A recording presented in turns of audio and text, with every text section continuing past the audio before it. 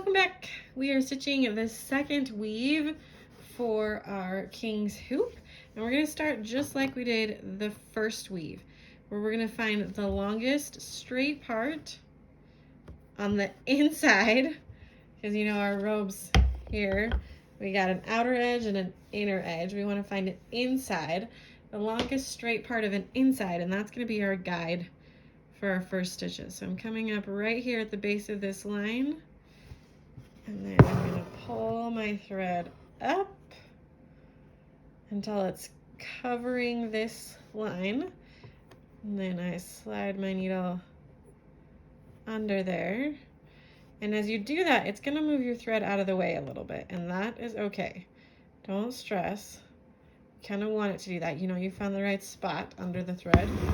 Pull down. And now I'm just going to fill in the rest of this space with our foundation stitches.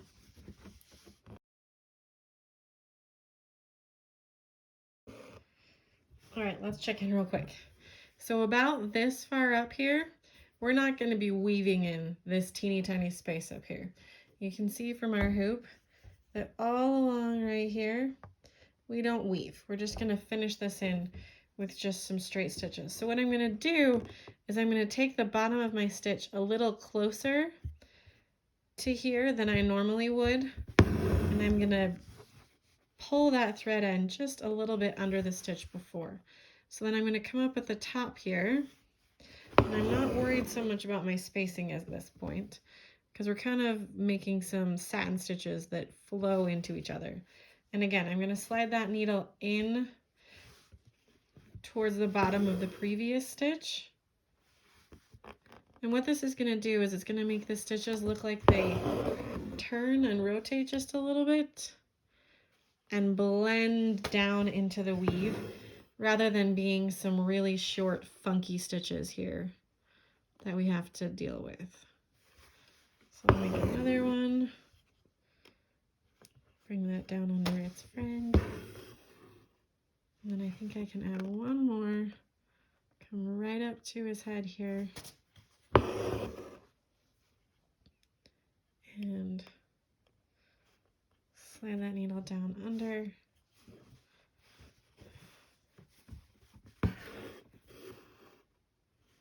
And now I'll continue making our big, evenly spaced stitches for weaving.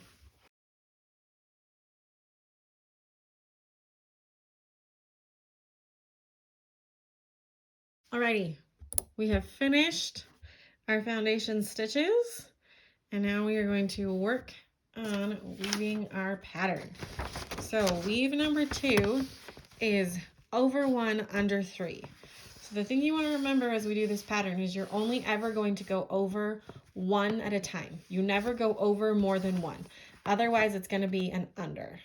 All right. Now this pattern is a lot wider here than you're probably going to be stitching. We're probably only going to be stitching this much at a time, maybe even less, which is why it's just an over 1. We're trying to use a smaller pattern here for our smaller shape. So we're going to pick a similar place like our first weave, where we've got a nice long straight section of straight section of thread to practice our pattern on before we start moving around up here at the top. So our pattern is over 1, and then we're going to go under 3. Over 1 and under 3 maps out to be perfect, that I just end on the side. This guy out of the way, and then I'm gonna, it's a little harder to see because we've only got the 2 little blips here, but we're still gonna check and try and make this as perpendicular as possible. If you aren't, don't worry, the weave will still work just fine. It just won't look, oh no, it actually will look pretty much exactly the same as mine. It'll just be a little bit different. So now we need to figure out what happens on our way back. For this pattern, we're doing a single row, single stitch across, and then we're doing a single stitch the other direction, but we're not matching that previous row. This row is offset. So we're offset 1 to the right, but we're starting on the right hand side and going left.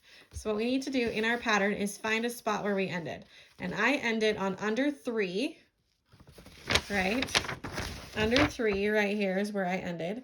So I need to figure out what happens one line down after an under 3. So under 3 right here is this thread, and then I'm going to go down, and you can see it's the middle of another under 3. So if this, let me grab a pen so you can see a little bit better.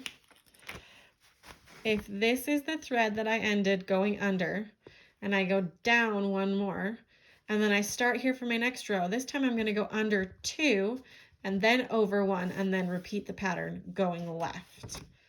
All right, let's see what that looks like over here. So I'm going to scoot these threads out of the way so I can see the edge here. Come up. And so we decided I needed to go under 2 first. And then remember, I only ever go over 1. And now I'm going to go under 3 because that's what the main pattern is. Over 1 and then under 1 to get my next line here.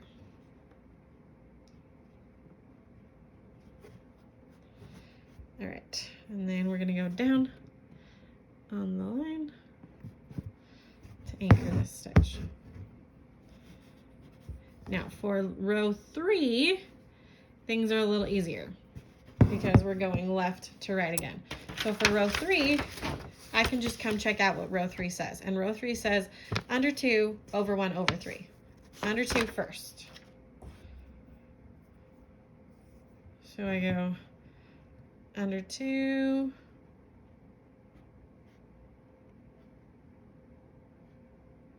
over 1, only ever over 1, under 3, oh, it's catching, there we go, over 1, oh, and then I pulled it out, over 1, there we go, over 1, under 1, I should say. Get that whole pattern. Now as you pull things through, you can see my lines are no longer even. It's going to start to pull your lines a little bit because they aren't all woven in yet, so don't worry if you have to kind of straighten things back out. Use the eye of your needle. And then we're gonna pull this over so I can see the line. Go down on it. Not next to it, on it. Come on. There we go.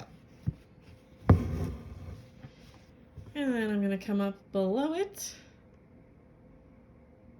And we're gonna figure out what happens next. So I finished going under 1 thread. So we'll find a spot down here a little bit where I can see better. So I finished going under 1 thread. That would be this blue line right here.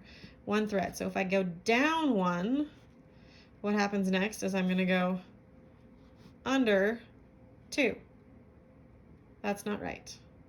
I finished going under the first thread, not the last thread.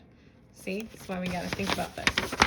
So if we back up here where we can see my whole line, it's under 3, over 1, under 1. So that's the spot I want to find. I want an under 3, over 1, under 1. So this blue line, this is where I finished. So under 1, if I go down 1, you can see that it's an over 1. So I'm going to start with an over 1, then go under 3, over 1.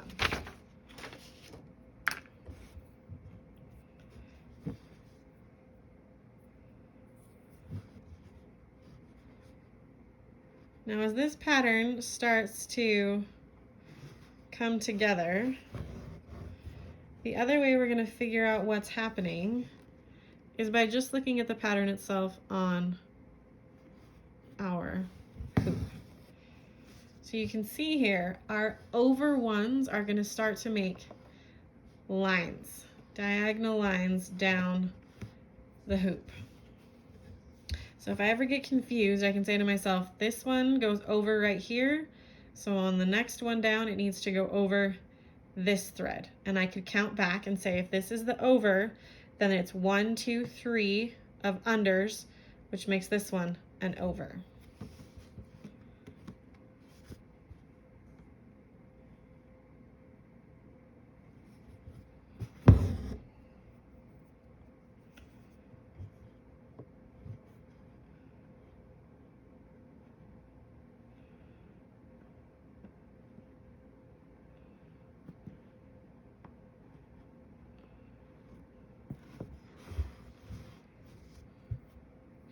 Now, like our first pattern, this pattern also repeats every 4 rows. So you can see that row 5 here that I just made and row 1 are the same.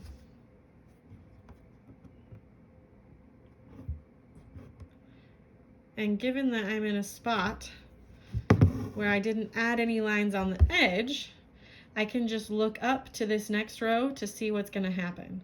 So right there above my needle, you can see that I went under 2 and then over 1, then under 3. So you know that I need to go under these 2. I don't think that's what I said, but I'm going to go under 2, just like this row. Now, since this isn't a double row of stitches going the same direction, you might find that you need to space your stitches out a little bit farther apart so that the pattern can lace flat and straight. If you get your horizontal woven stitches too close together, it'll be hard for the pattern to lace straight. Okay, I thought I was catching the thread there. So I can see right in here that I've got this bunched up spot that I'm having a hard time getting to come straight.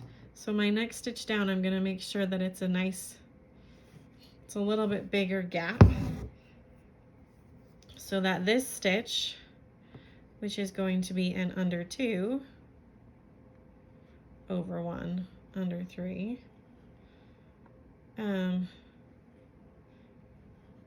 that this stitch has a chance to kind of square things up before I continue stitching.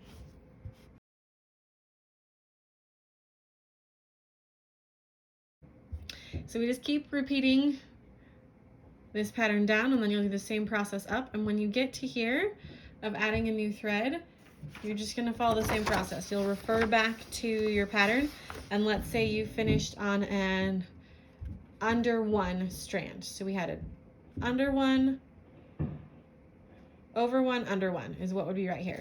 Then you'd find in your pattern an over 1, under 1, find that thread, and then you would follow that thread up, and you'd know that your next row is an over 1 across. All right, so you'll find where you ended in your pattern here, follow that thread up 1, and that will be your next row as you move up.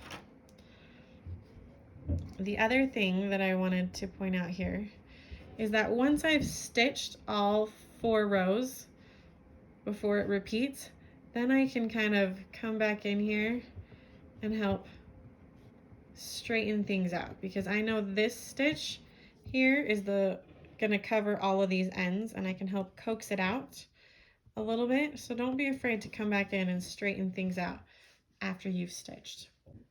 I hope this made sense to you. This is probably the easiest of the 3 for the Kings, which is why I put it in the smallest space so that you can just whip this guy out, and then we can spend more brain power on number 3. I'll just show you this last little bit of the end and show you how to get your needle where it's going. So my next row up, this is going to be an under, this teeny tiny little spot here.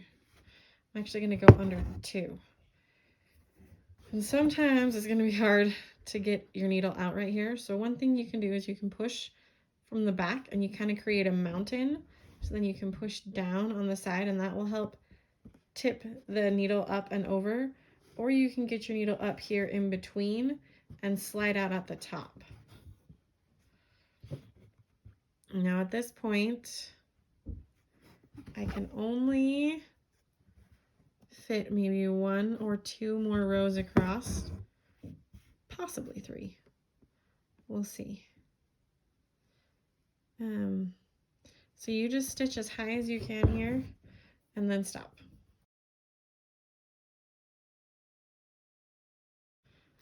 And then my next row up would actually just be an all under row. So that's where I will stop on this one. And I'll anchor off and we will be ready to either stitch the other side or move on to number 3.